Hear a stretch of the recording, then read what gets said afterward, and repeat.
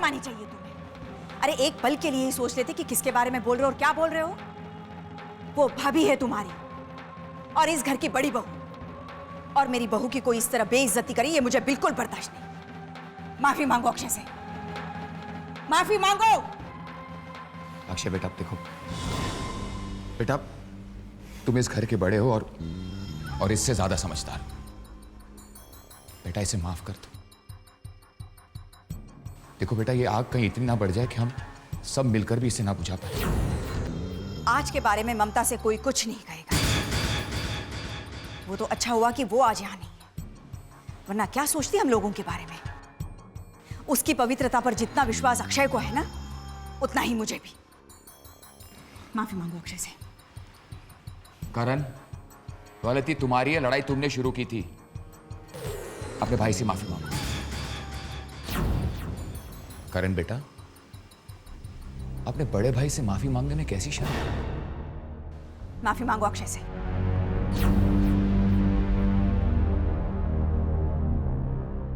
Sorry.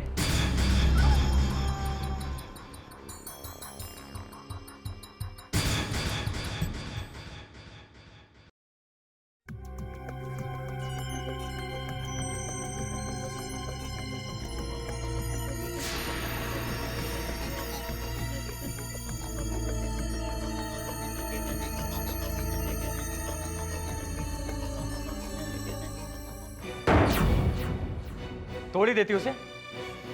तोड़ ही देना चाहिए।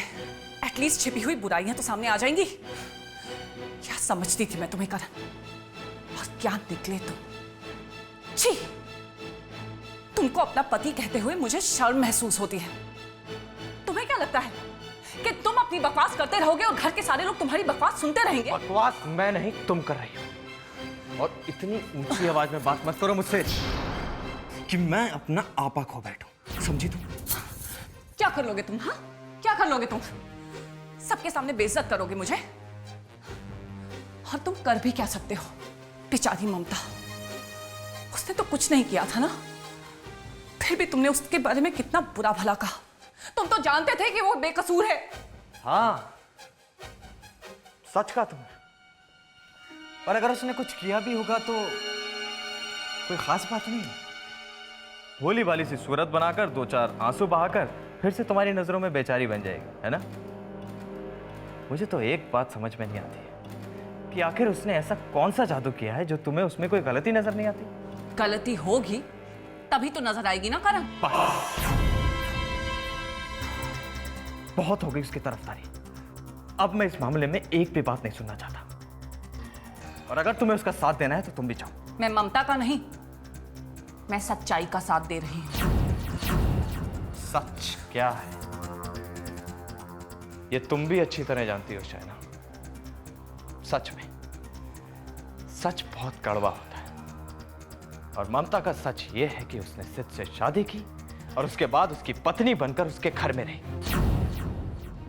इस रिश्ते को क्या नाम दोगी तुम? हाँ, अब उनके बीच में क्या रिश्ता था ये तो कोई नहीं जानता। यहां तक कि उसकी मौत के बाद उसकी विधवा बनकर वो सारे काम किए जो एक विधवा ही कर सकती है। और ये सब देखने के बाद कोई भी समझदार इंसान बता सकता है कि उनके बीच में क्या रिश्ता था। इनफ करण, जस्ट इनफ। क्यों तुम ममता के पीछे पड़े हो?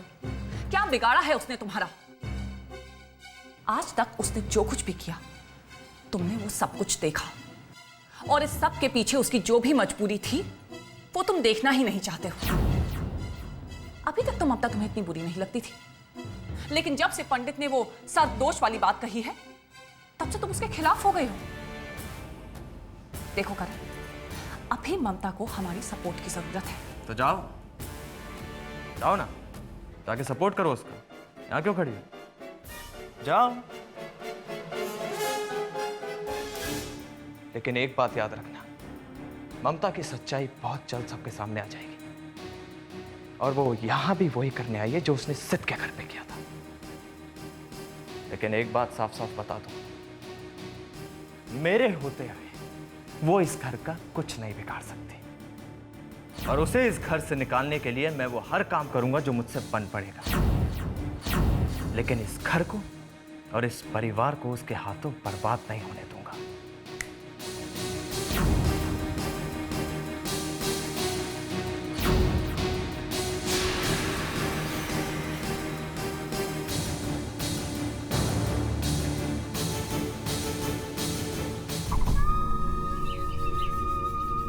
अक्षय,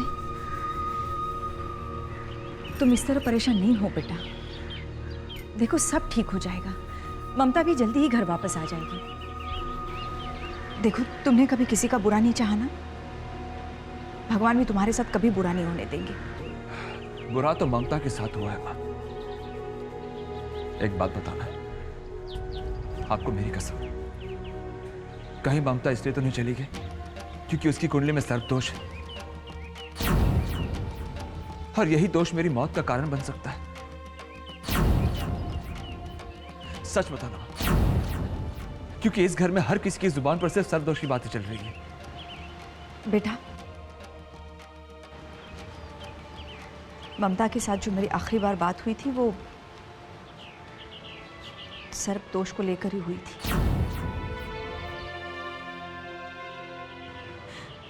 लेकिन मुझे नहीं लगता। पर मुझे लगता है मां कि आप ममता को नहीं जानती। उससे किसी का दुख देखा नहीं जाता, और कोई जब उसे यह कहेगा कि उसके कारण मेरी मौत हो सकती है तो उस पर क्या गुजरेगी? अरे किसी पर भी क्या गुजरेगी मां? कम से कम एक बार मुझे बता दिया होता। ये सब कुछ अंधविश्वास है मां। आप कैसे यकीन कर सकती हैं इन बातों पर? क्या अंजाम हो उसका? आज ममता का कोई पता नहीं। पता नहीं वो कहां पर होगी, कैसे कैसे रह रही होगी, वो किस हालत में होगी वो। अगर ममता को कुछ हो गया ना मां, तो मैं अपने आप को कभी माफ नहीं कर पाऊंगा। ऐसे नहीं कहो अक्षय। कोई माँ कभी अपने बच्चों के बारे में बुरा नहीं सोचती। तो आपने ये होने कैसे दिया मां? कैसे होने दिया ये? अक्षय, माँ बाप के लिए तो बच्चे ही सब कुछ होते हैं बेटा। कल को अगर तुम्हारे कृष पर ऐसी मुसीबत आ जाए तो तुम भी इन सब बातों को मानोगे जिसे दुनिया अंधविश्वास के नाम से जानती है। मैंने भी वही किया बेटा। मेरे बच्चे की जिंदगी और मौत का सवाल था। बताओ मैं क्या करती? जो मैंने किया है ना वही तुम करते। तुम मेरी जगह खड़े होकर देखो, अपने माँ के बारे में सोचो बेटा। यही सवाल मैं आपसे करता हूं मां। अगर आप मेरी जगह होते तो आप क्या करते? आपने अपने बेटे को तो बचा लिया, पर बहू को खो दिया, और शायद मुझे भी। क्या आपका ये बेटा ये सब कुछ जानने के बाद खुश रह सकता है मां? उसका ज़मीर उसे धिक्कारेगा मां। आपके इस अंधविश्वास ने आपके बेटे की जिंदगी में अंधेरा कर दिया है मां। अंधेरा। पता नहीं वो वापस इस घर में आएगी भी या नहीं। ऐसी अशुभ बातें नहीं करो बेटा। ममता जरूर आएगी। देखना, मेरा भगवान मुझे अपने बच्चों की नजरों में नहीं गिरने देगा। नहीं गिरने देगा वो। मुझे पूरा विश्वास है उस पर। ममता जरूर आएगी, जरूर आएगी वो।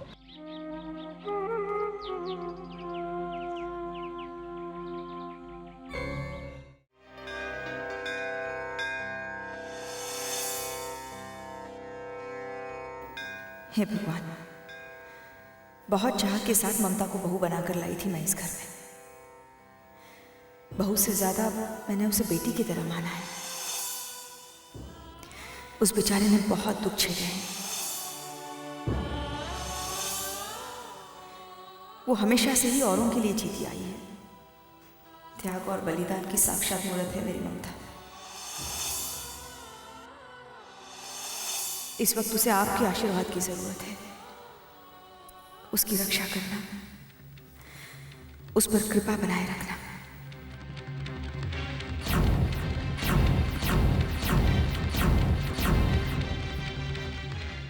बहुत बुरा योग है। कन्या की कुंडली में सर्प दोष है, नागिन योग। जिस कन्या की कुंडली में सर्प दोष होता है उसके पति की मृत्यु निश्चित है।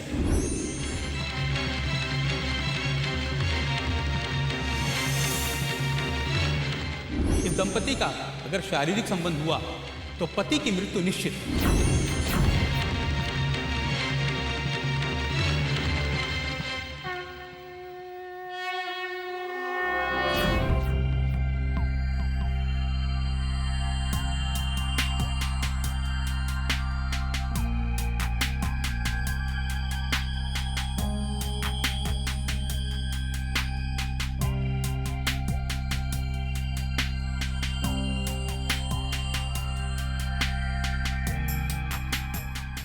प्रणाम पंडित जी, मैं दमयंती बोल रही हूँ।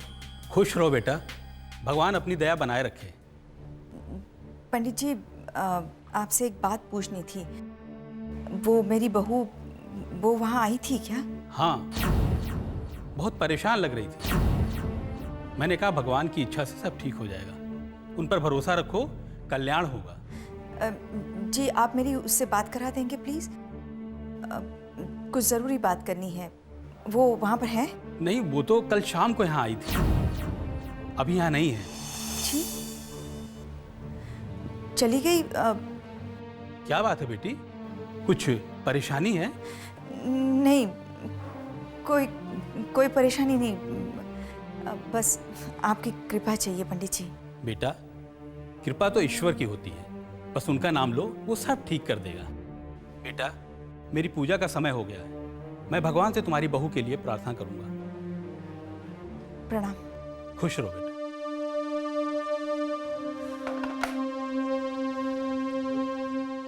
पंडित जी की बातों से तो ऐसा लग रहा था कि वो भी उसके बारे में ज्यादा कुछ नहीं जानते। मुझे लगा था कि शायद वो वहां पर अपनी परेशानियों का हल ढूंढने गई होगी, पर ऐसा भी नहीं है। वो तो वहां पर भी नहीं है। आखिरकार ये कहाँ गई होगी लड़की? कहाँ जा सकती है ये? कुछ पता चला? अब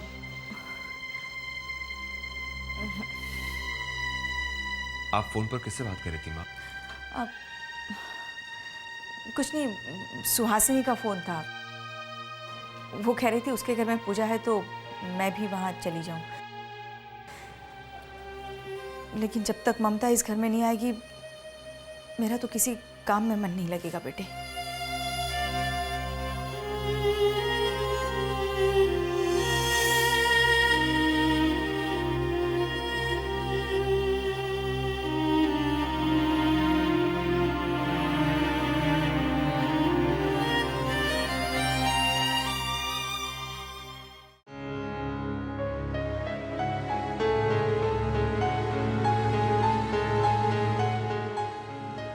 आपके लिए चाय ले आऊं? रहने दो।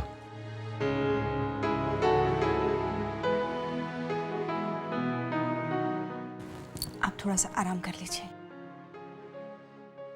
तुम्हें क्या लगता है दमयंती, मैं अपनी आंखें बंद करूंगा और मुझे नींद आ जाएगी? जब तक ममता वापस नहीं आती मैं एक पल भी आराम नहीं कर सकता। सारी रात बस यही सोचता रहा हूं कि आखिर वो गई कहां। वो जहां पर भी गई होगी ना, उसमें जरूर हमारे परिवार की भलाई ही होगी। मुझे पूरा विश्वास है। क्या आपको नहीं? भरोसा था दमयंती, पर जिस तरह के हालात इस घर में पैदा हो रहे हैं, कहीं वो इस भरोसे को ना तोड़ दे। ये क्या कह रहे हैं आप? मैं वही कह रहा हूं जो इस घर में हो रहा है। तुमने देखा नहीं करण की आंखों में कितने सवाल थे? कल को यही सवाल अक्षय की आंखों में देखेंगे तो फिर क्या करेंगे हम? ऐसा बिल्कुल नहीं होगा। आपको क्या लगता है कि करण ने जो कुछ भी किया वो सही किया? उसे इस तरह के सवाल ही नहीं खड़े करने चाहिए जिससे दो भाइयों के बीच में दरार पैदा हो। दमयंती, सवाल हालात पैदा करते हैं। अगर तुम ऐसे सवाल नहीं चाहती हो तो ऐसी बातें इस घर में होनी नहीं चाहिए। और सारी बातों को हम नजरअंदाज तो नहीं कर सकते ना। सब कुछ ठीक होगा। मुझे अपनी ममता पर पूरा यकीन है। दमयंती, यही बात तुमने एक बार तनीषा के बारे में भी कही थी। लेकिन तनीषा और ममता के बीच जमीन आसमान का फर्क है, और ये बात तो आप भी मानते हैं ना। जानता हूं दमयंती, जानता हूं, पर अब डरने लग गया हूं। मैं ये नहीं चाहता कि कल को कोई भी आदमी आकर मुझ पर उंगली उठाए।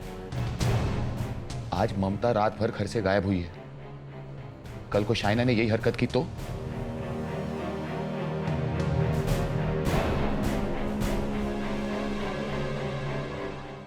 हाँ, दूध आ जाएगा ना, और दूध पी लेना। ओके? रोते नहीं है। चुप हो जा, बोला ना तुम्हें। चुप।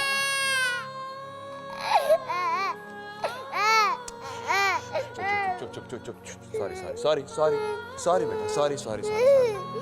बनवारी, बनवारी, कृष का दूध तैयार हो गया? जी भैया जी। ये लो, आ गया। बनवारी।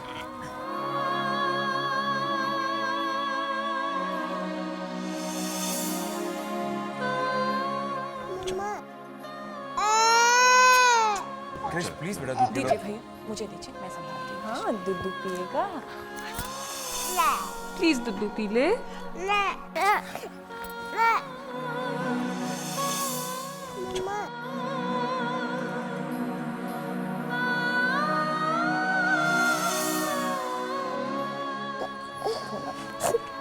कुछ पता चला? जब पता चल जाएगा तो सबसे पहले मैं तुम्हें बताऊंगा करण। क्या चाहते हो तुम मुझसे? कि मैं हर घर में जाकर यह कहूं कि मेरी बीवी रात भर से गायब है ताकि दुनिया मेरा मजाक उड़ा सके? अक्षय, क्या हो? बेटा आप सब जानते हैं कि तुम परेशान हो, पर प्लीज कंट्रोल योरसेल्फ।